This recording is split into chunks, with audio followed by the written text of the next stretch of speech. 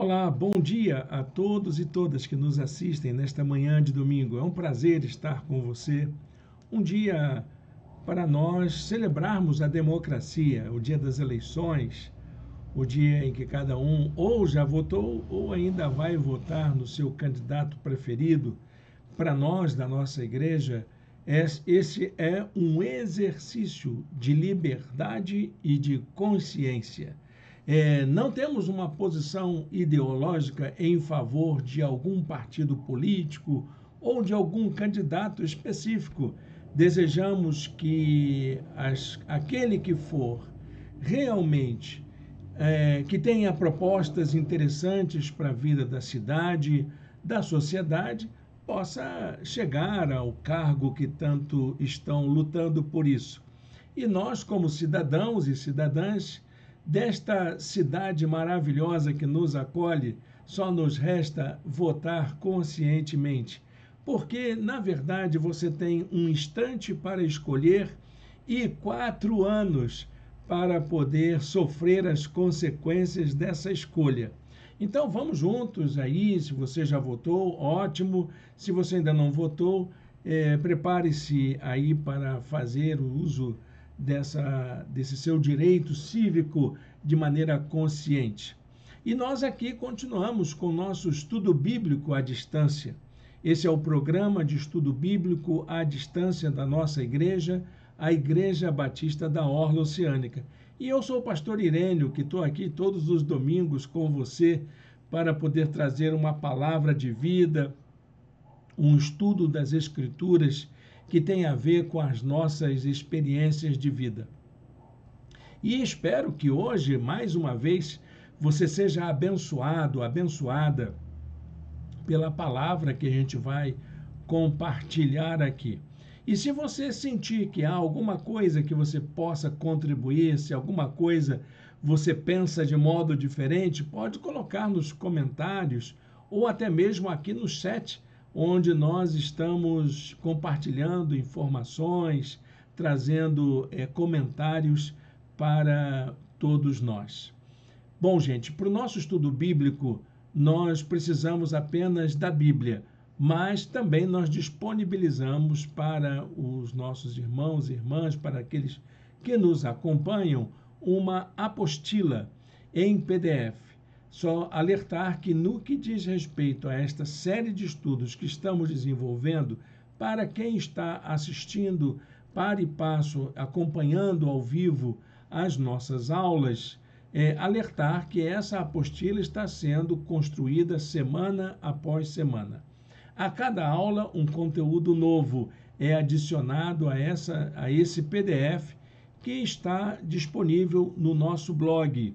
O endereço para o blog está aqui nas descrições do vídeo, como também no chat, que nós compartilhamos o endereço onde você encontra a apostila para o estudo de hoje.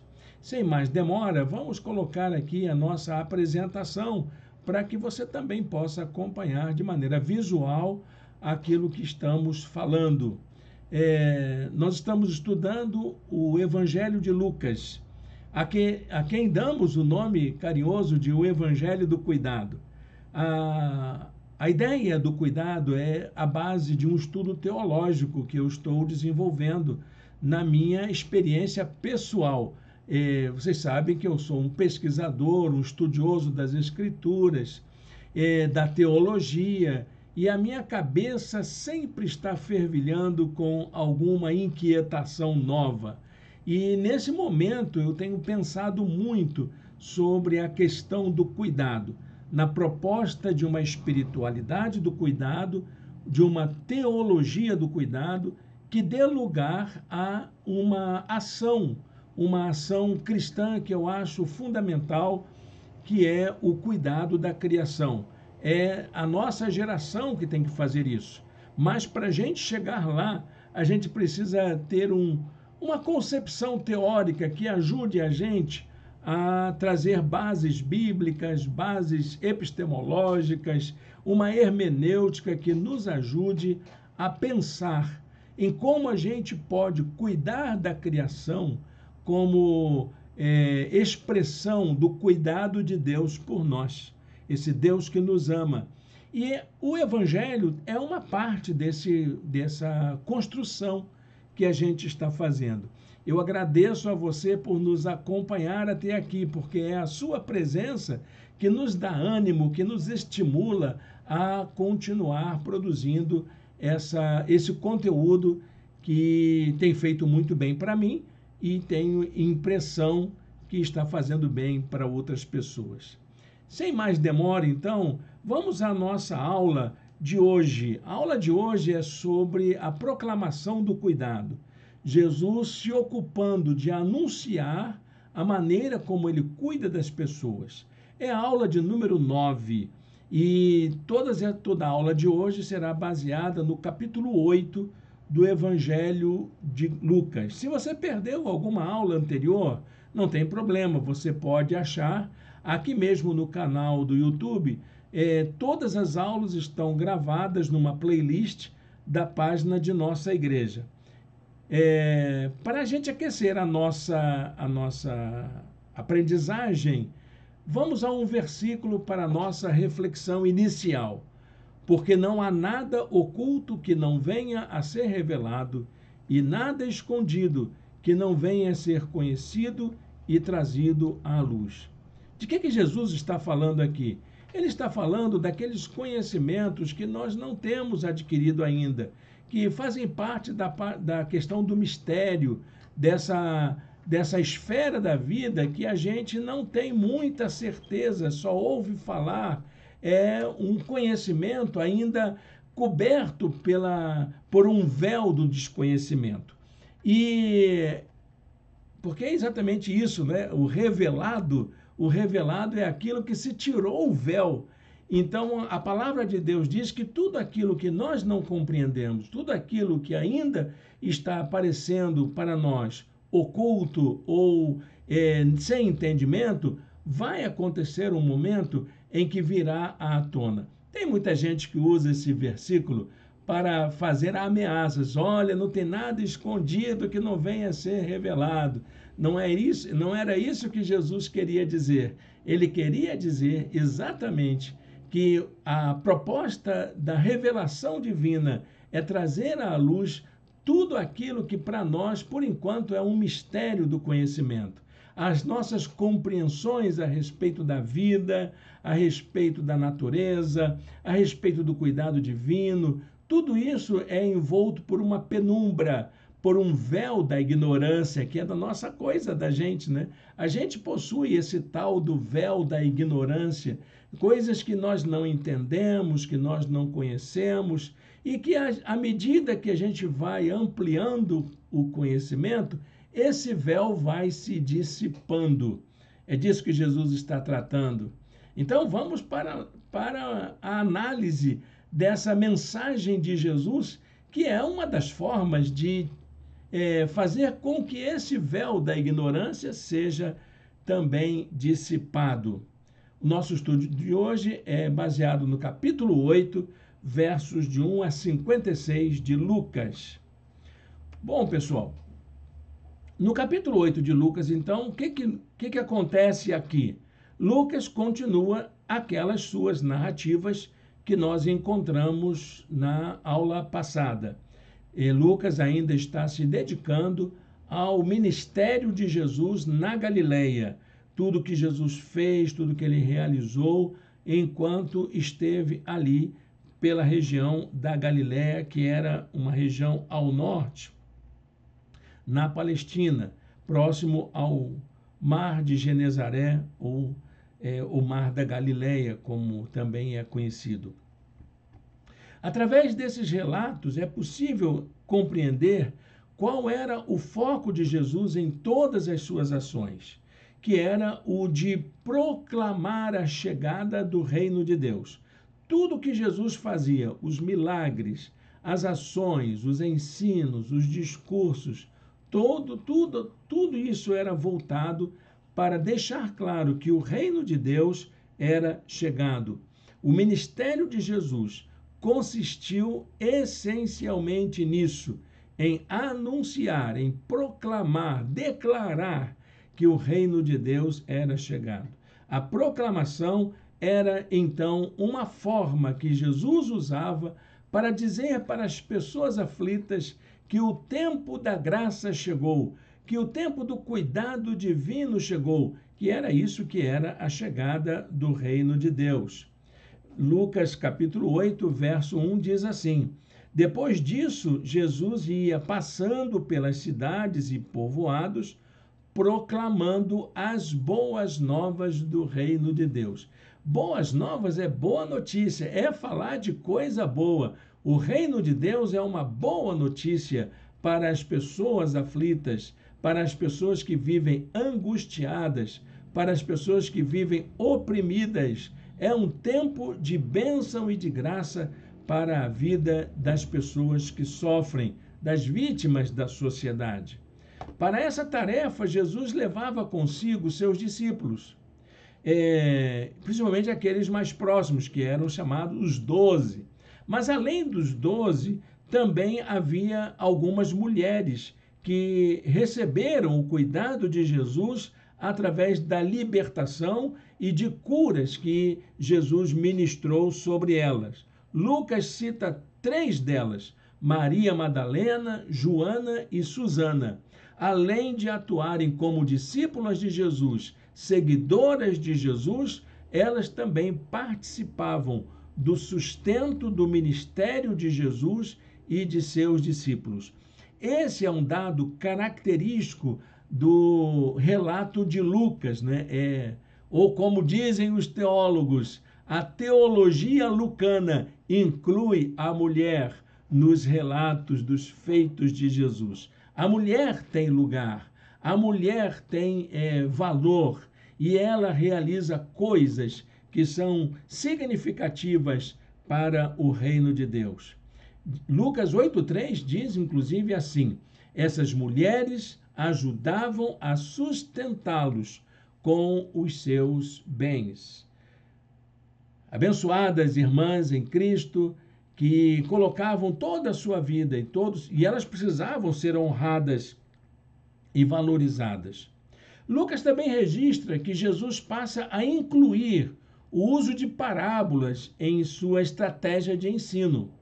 O que significava usar as parábolas? Essa era uma estratégia conhecida dos rabinos do judaísmo.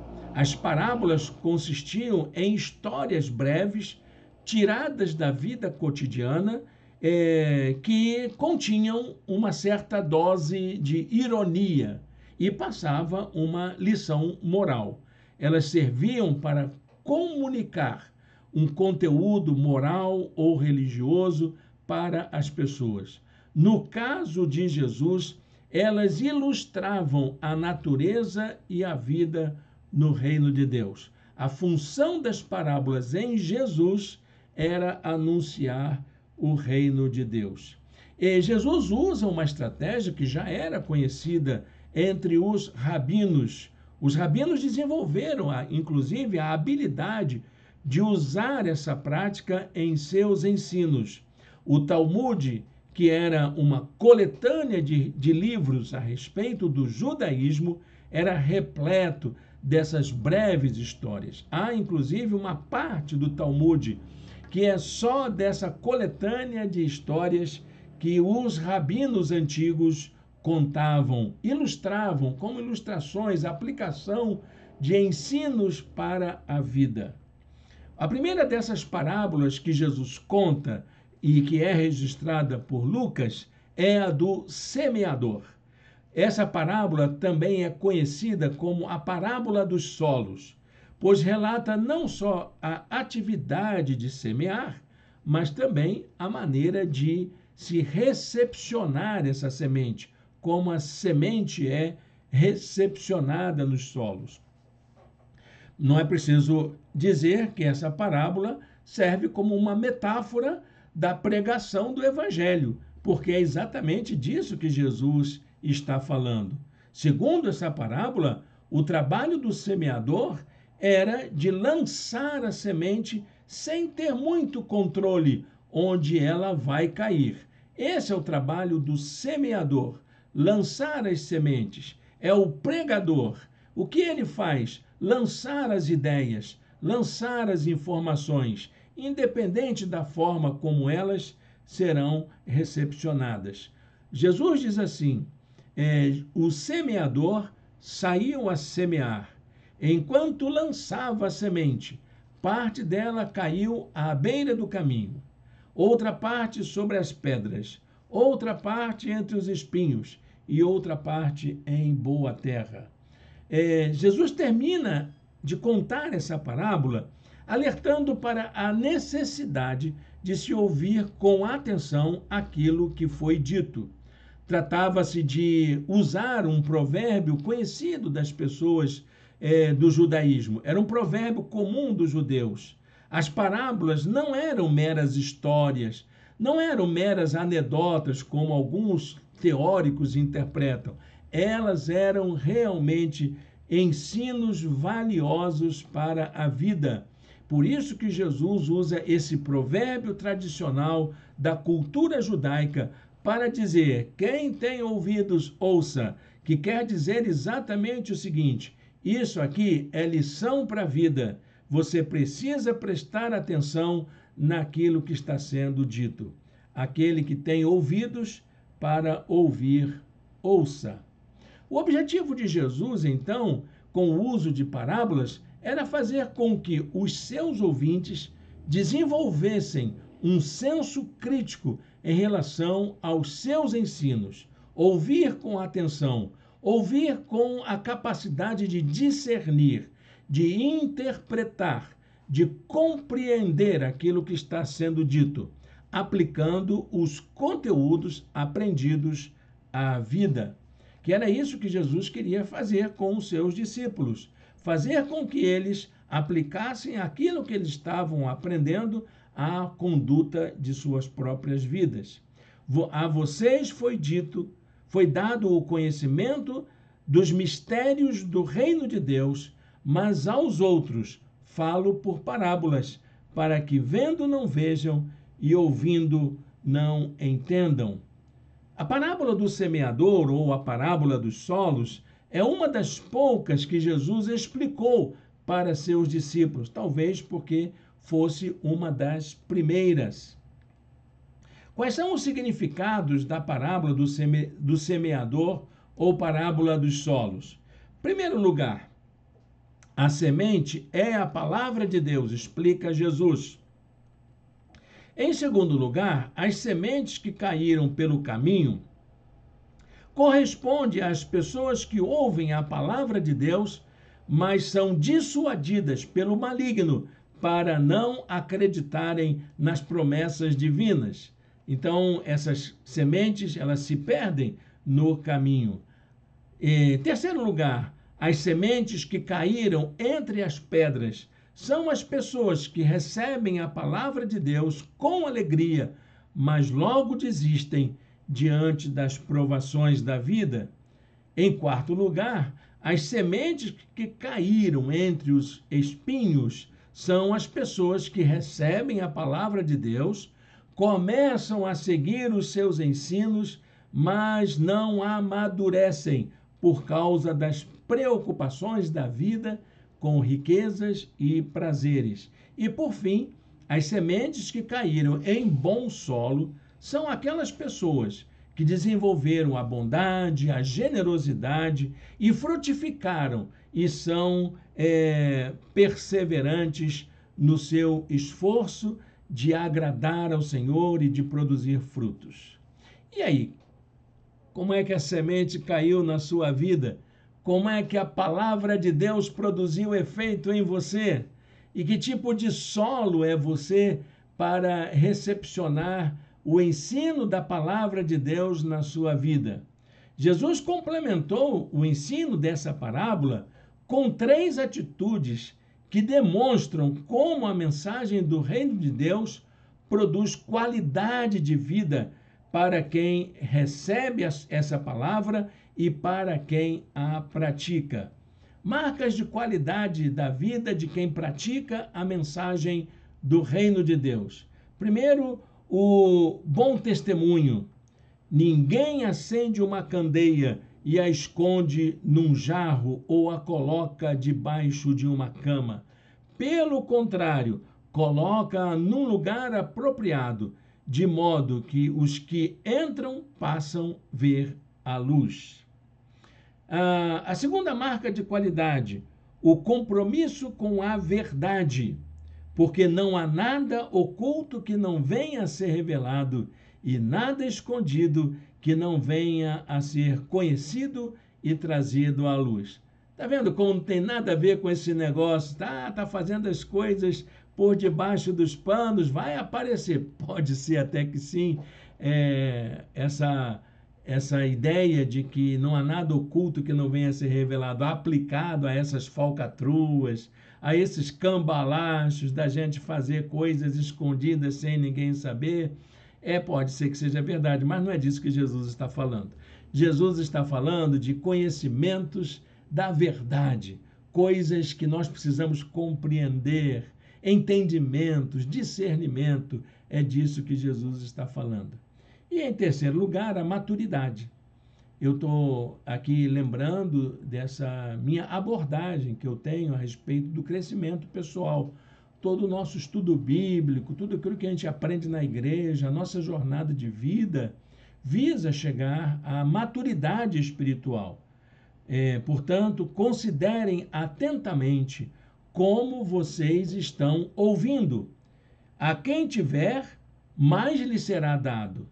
De quem não tiver, até o que pensa que tem, lhe será tirado. O conhecimento é esse tipo de coisa, que quanto mais tem, mais você aumenta. E se você não tem conhecimento, olha, quanto menos você buscar conhecimento, pior fica. E é isso que Jesus está falando. Buscar conhecimento é aumentar a possibilidade de nos tornarmos pessoas mais saudáveis, mais maduras, mais responsáveis, mais engajadas, mais comprometidas com o propósito divino, mas usadas por Deus, porque Deus requer que a gente tenha preparo e maturidade para poder servi-lo. Jesus também aproveitou aquela ocasião da visita de seus familiares. A mãe e seus irmãos vieram procurar Jesus, estavam com saudade, claro, vieram poder fazer uma visitinha a Jesus. Ele não era um menino, não era um garoto, ele já era um homem de 30 e poucos anos, já tinha uma vida autônoma, já seguia o seu caminho, e os pais vieram fazer uma visita. Olha, há muitas interpretações a respeito dessa visita dos pais, dos familiares de Jesus, a mãe e seus irmãos. Eu defendo a ideia de que eles vieram para poder saber como Jesus estava. A mãe e os irmãos de Jesus tornaram-se seguidores de Jesus, segundo a narrativa da tradição. E possivelmente eles estavam ali querendo aprender mais, querendo ajustar as suas vidas como seguidores de Jesus. E então os discípulos viram naquilo alguma coisa muito importante e foram anunciar a Jesus a chegada dos seus familiares. E Jesus aproveita aquela ocasião para dar a informação de que os seus familiares verdadeiros naquela fase da vida, no seu ministério, enquanto eles estavam atuando, são aquelas pessoas que os seguiam como seus discípulos. Jesus não rejeitou a companhia de seus familiares, mas lembrou que as pessoas que praticam seus ensinos se tornam muito íntimas, como se fossem seus parentes mais próximos. Jesus amava sua família.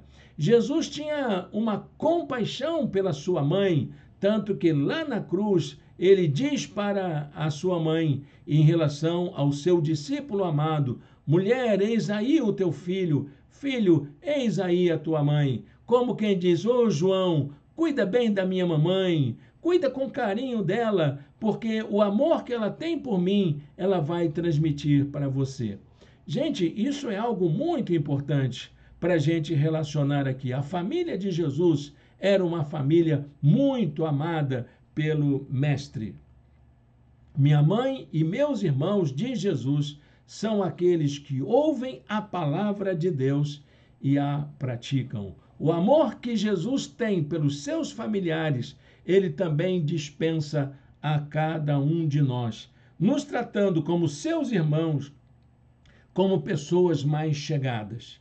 Lucas muda o foco, então, o foco narrativo do Evangelho se volta para as ações de Jesus.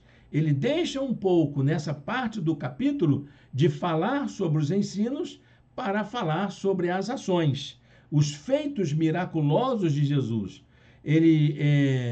Os ensinos de Jesus passam a ser transmitidos através de gestos e práticas que os discípulos ali assistiam. Certo dia, então, Jesus chama os seus discípulos para navegarem até o outro lado do lago.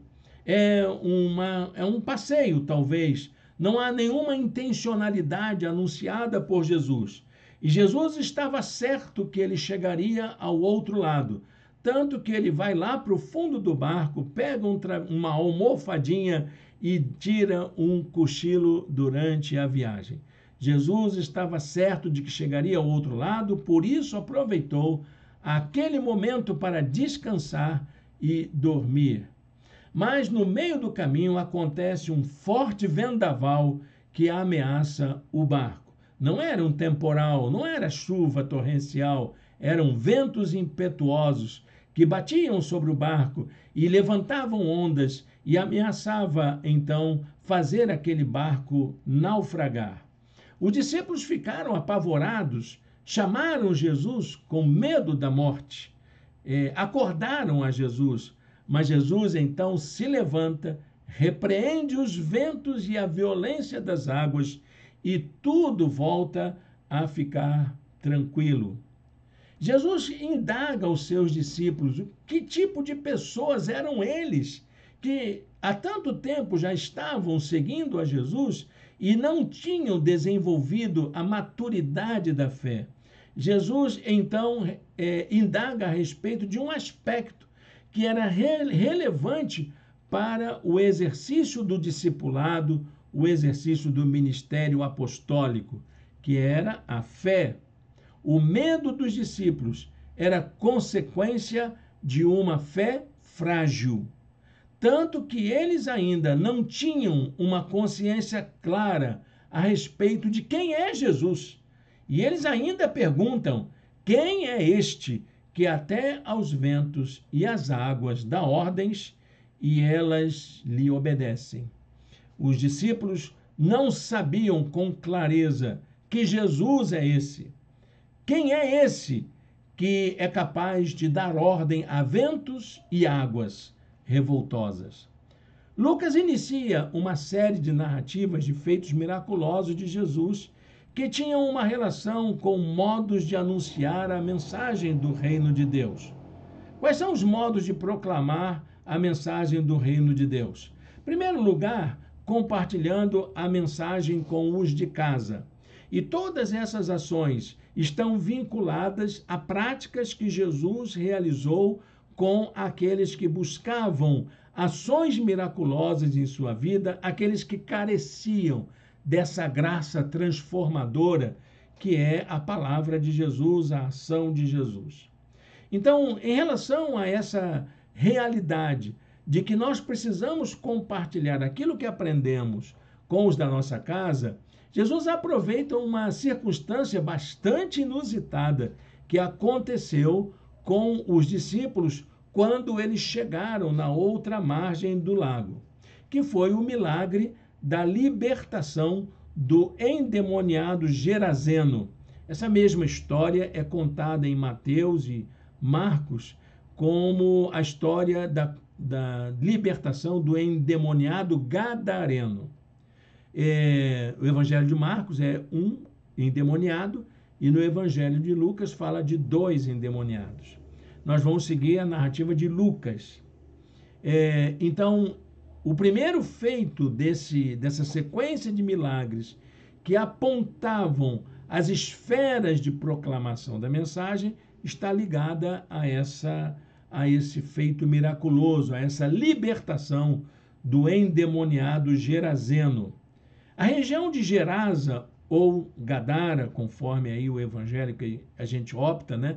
Lucas chama de Gerasa, ficava na outra margem do Mar da Galileia, oposta à região de Cafarnaum, em relação ao lugar onde Jesus se encontrava.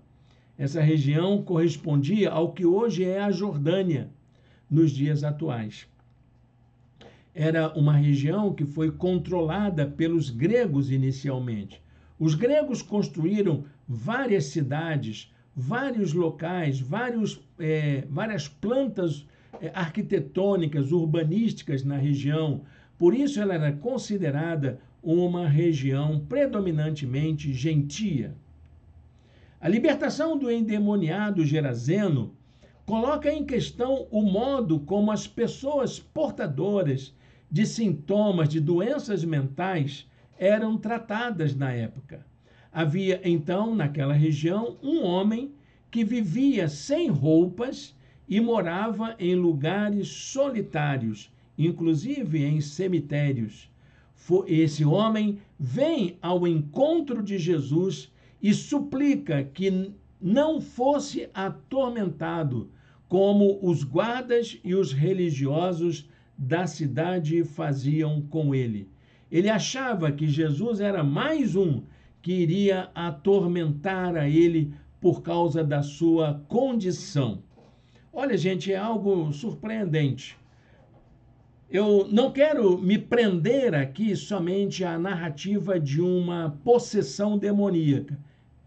Ela existe, ela é real, o Evangelho fala que foi assim, mas olha, meus queridos, minhas queridas, vamos colocar as coisas nos seus devidos lugares. Essa é uma narrativa que tem 2000 anos atrás, baseada em observações, em relatos de pessoas que viviam sem o conhecimento científico da medicina e da saúde mental dos dias atuais. Vou me prender ao fato de que era simplesmente um endemoniado? Claro que não.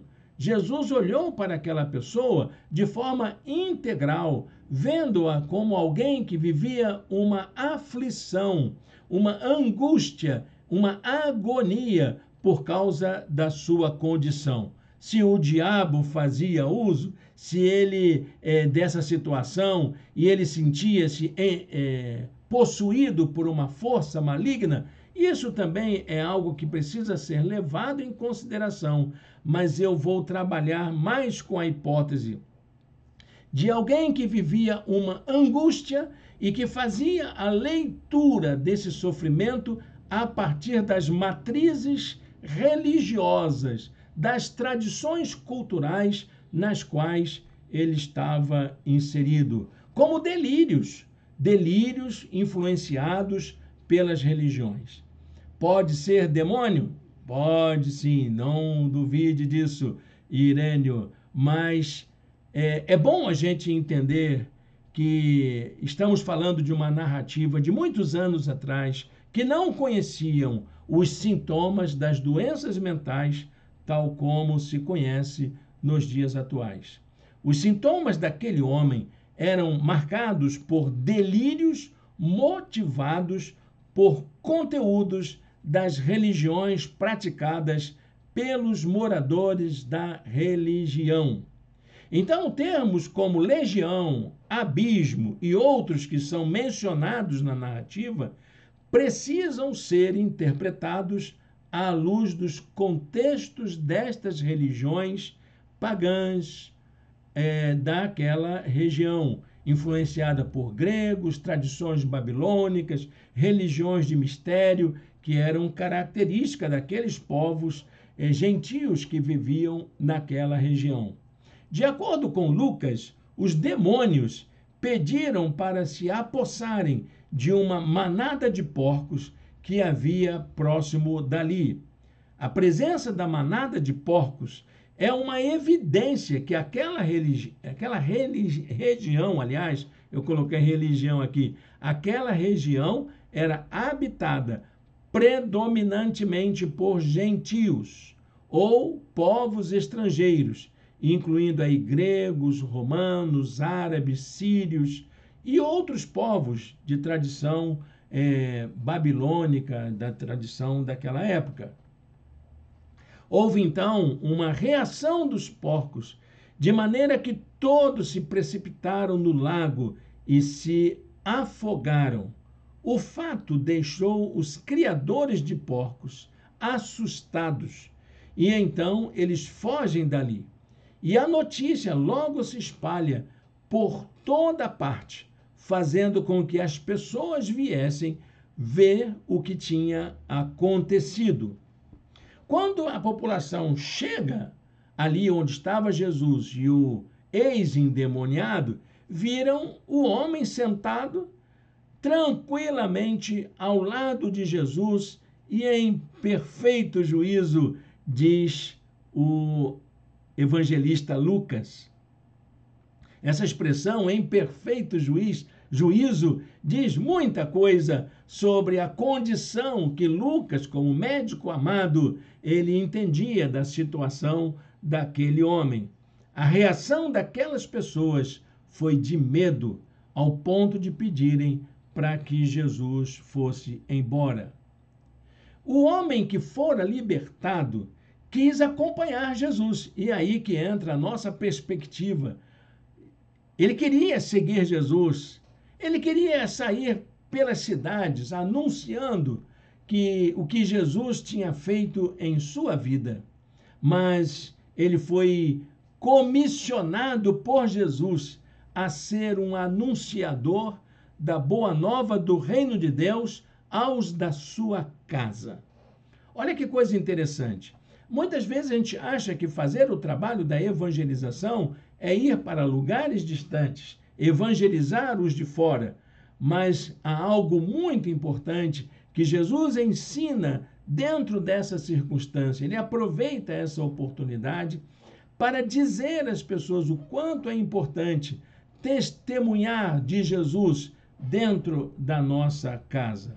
Jesus diz para ele: volte para casa e conte o quanto Deus lhe fez. Assim, o homem se foi e anunciou a toda a cidade o quanto Jesus tinha feito por ele. Ou seja, ele fez muito mais que Jesus pediu. Enquanto ele pregava para os da sua casa, ele também pregava para os da sua cidade. Em segundo lugar, é preciso a gente aprender a compartilhar a mensagem com o nosso círculo mais próximo, nossos amigos, nossos vizinhos, as pessoas que convivem conosco. E esse fato está relacionado à multidão que o esperava quando Jesus regressou daquele outro lado do lago, da região de Gerasa. Quando Jesus regressou da região de Gerasa, uma grande multidão já o esperava. E no meio daquela multidão se aproxima o dirigente da sinagoga, que possivelmente conhecia Jesus. Era a sinagoga onde Jesus pregava costumeiramente. Seu nome é citado na narrativa, chamava-se Jairo. E Jairo implorou de joelhos que Jesus fosse até sua casa, porque sua única filha estava gravemente enferma. E eu imagino que Jairo fosse uma pessoa muito querida dos moradores daquela localidade, tanto que todos estavam preocupados com o estado de saúde da menina. Então, Jesus toma a decisão de ir até a casa de Jairo. E no caminho para a casa de Jairo, uma grande multidão se ajuntava junto a Jesus. Havia então aquela galera, aquela muvuca, aquela multidão que ia comprimindo, diz Lucas assim mesmo, comprimia Jesus, se apertava com Jesus. No meio da multidão havia uma mulher que sofria há 12 anos com uma hemorragia. E por causa dessa doença, ela tinha gastado todos os seus recursos sem obter a cura. Você sabe o que é isso? Uma mulher sofrendo de uma hemorragia contínua por 12 anos. Isso, para a nossa cultura, já é um problema. Imagina para uma cultura como a judaica, que considerava mulheres com fluxo de sangue como pessoas imundas, pessoas que não podiam ter contato com outras, pessoa que era excluída por causa da sua imundície. O sofrimento daquela mulher era muito grande, por isso que ela se comprime de maneira silenciosa, sem ser percebida. Ela vai se esgueirando, vai se comprimindo, vai se apertando no meio da multidão, até chegar a Jesus e encontrar um jeito de tocar na orla das suas vestes, da sua roupa. A mulher encontrou um jeito de chegar perto de Jesus por trás e tocar na borda de sua roupa. E imediatamente a hemorragia nela parou. O fato surpreendente desse relato é que Jesus percebeu que algo extraordinário havia acontecido a partir do seu corpo. O seu corpo deu sinais de que alguma coisa extraordinária havia acontecido. Alguém o havia tocado e isso conferiu graça a essa pessoa. Ele pergunta: quem me tocou? Quem me tocou? E as pessoas tentavam dizer: não, mas tem muita gente aqui, está todo mundo apertado contigo, está todo mundo te tocando. Ele disse: não, mas alguém me tocou porque eu senti sair de mim virtude. E aí então a mulher vence o medo e a sua vergonha e testemunha para as pessoas que estavam ali o que tinha acontecido. Ela tinha sido abençoada por ter tocado em Jesus. Muitos haviam tocado em Jesus naquela ocasião, mas só ela experimentou a graça do Senhor em sua vida. Por isso, esse fato dá a ideia de que a bênção não teria sido motivo de júbilo, de adoração, de fortalecimento, de encorajamento para outros, se ela não tivesse a coragem de dizer para as pessoas que ela venceu o medo, que ela venceu a vergonha e tocou em Jesus. Lucas registra: na presença de todo o povo, contou porque tinha tocado nele e como fora instantaneamente curada. Aquela mulher que estava envergonhada por ser tratada como uma pessoa imunda, aquela mulher que sofria há tantos anos e que tinha perdido todos os seus recursos, ela se sentiu empoderada para dizer que Jesus transformou a vida dela. E em terceiro lugar, há então um ensino de Jesus a respeito do compartilhamento da mensagem com os de fora, que eu acho importante a gente tratar disso. Lembram que Jesus estava se dirigindo à casa de Jairo quando acontece esse milagre na vida da mulher com o fluxo a mulher hemorrágica, como dizem alguns comentaristas. Naquele mesmo instante em que Jesus dizia palavras abençoadoras à mulher curada de sua hemorragia, chega alguém da casa de Jairo para comunicar que sua filha havia falecido. Comoção geral, acredito que houve aquela grande manifestação ruidosa de tristeza, de lamento pelo que tinha acontecido. Mas Jesus toma uma atitude diferente da multidão e tenta consolar aquele pai, pedindo para que substituísse o seu medo pela fé, crendo que ela seria curada por Jesus. Essa é uma proposta bastante inusitada de Jesus, que não foi compreendida pela multidão. Muitos zombaram de Jesus. Quando Jesus chegou à casa de Jairo, somente ele, seus discípulos mais próximos, Pedro, Tiago e João, e a mãe foram ver a menina. O povo que pranteava do lado de fora, Jesus consolou, dizendo que a menina apenas dormia. E ainda assim, teve gente que zombou de Jesus, porque sabiam que ela já estava morta de fato. O gesto de Jesus demonstrou o seu cuidado com a vida. Como que ele faz? Ele tomou a menina pela mão e pediu que ela se levantasse. A famosa frase, Talita cumi, menina se levanta. Ela se levantou e Jesus pediu que a sua mãe a alimentasse. Só eles estavam ali vendo aquilo. E a alegria tomou conta daquelas pessoas.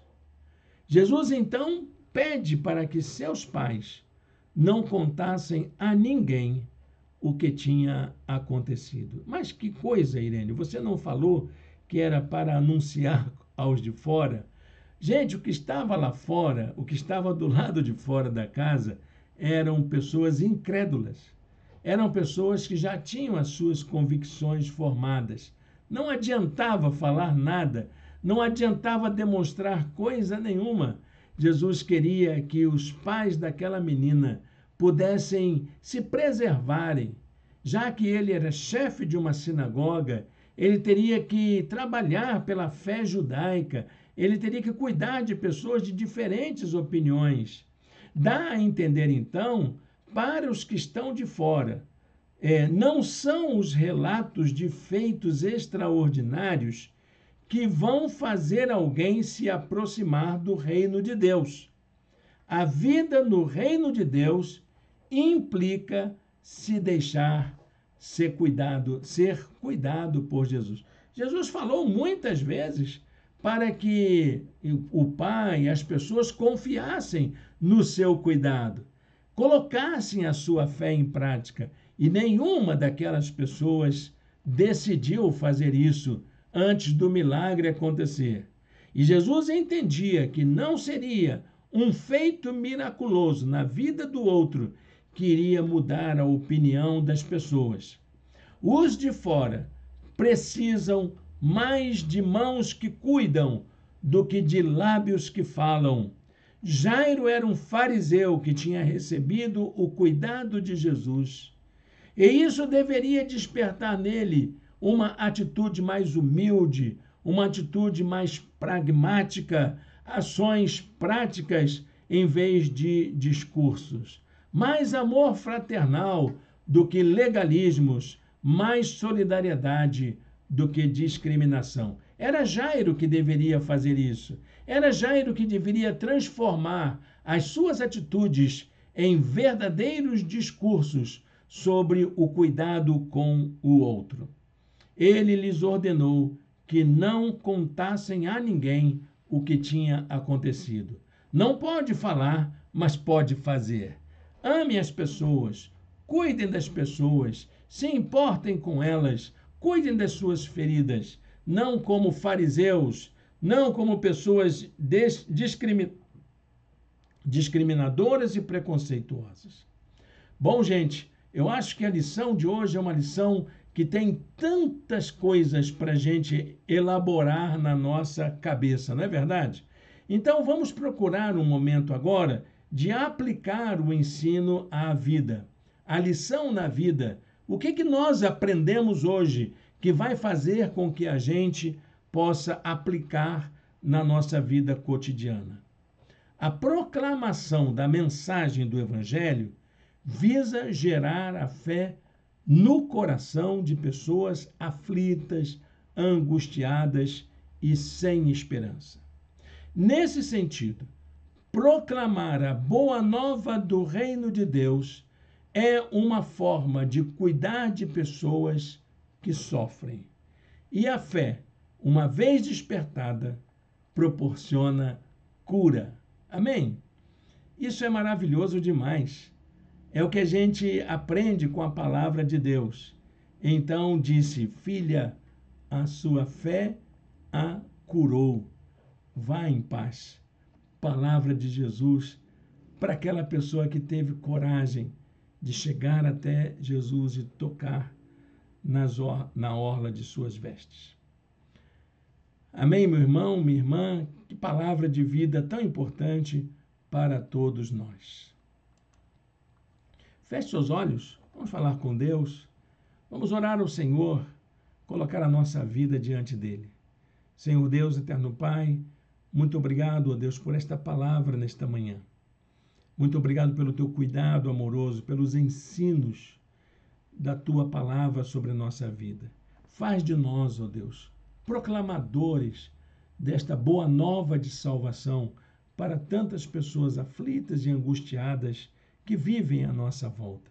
Que sejamos instrumentos de consolação para todos aqueles que vivem próximos da gente.